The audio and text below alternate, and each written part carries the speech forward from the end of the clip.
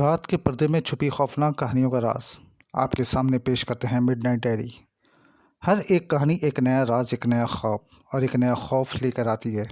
इन डरावने राजों की दुनिया में हमारे साथ सफ़र करें और रात की तारीकी में अपने आप को खो जाएं। जल्दी सब्सक्राइब करें और मिडनाइट डायरी की खौफनाक दुनिया में खुद को महसूस करें। चार दोस्त एक हफ्ते के लिए छुट्टियों का मज़ा लेने पाकिस्तान के पहाड़ी इलाके राकापोशी में गए। राकापोशी पाकिस्तान में गिलगित बल्तिस्तान का पहाड़ी इलाका है। राकापोशी को 2 मायने नाम से भी जाना जाता है। वहाँ इन्होंने एक होटल में कमरे बुक करवाए।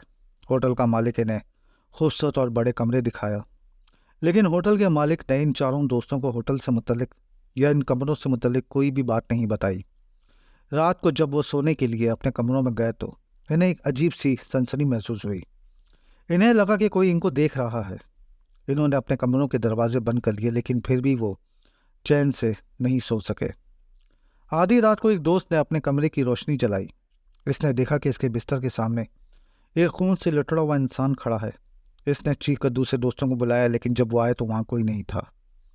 दूसरे दोस्त ने अपने कमरे की आईने में एक औरत का चेहरा देखा। इस औरत की आंखों से खून बह रहा था। इसने भी चीख कर दूसरे दोस्तों को बुलाया, लेकिन जब वो आए तो वहाँ कोई नहीं था। तीसरे दोस्त ने अपने कमरे की दीवारों पर लकीरें देखी। इस पर लिखा था, तुम सब मर जाओगे।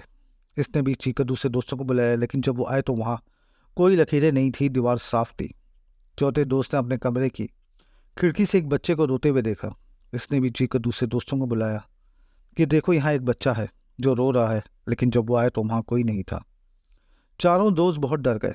इन्होंने फौरन होटल के मालिक को बुलाया, लेकिन वो नहीं आया।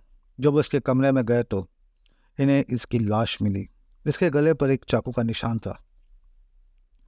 इन्होंने पुलिस को फ़ोन किया, लेकिन जब पुलिस आई तो इन्हें बताया कि ये होटल तो बंद है, इसमें कोई नहीं रहता।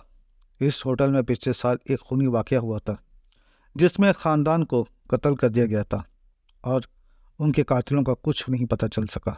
वो कभी नहीं पकड़े गए। चारों दोस्त ये सुनकर हैरान रह गए।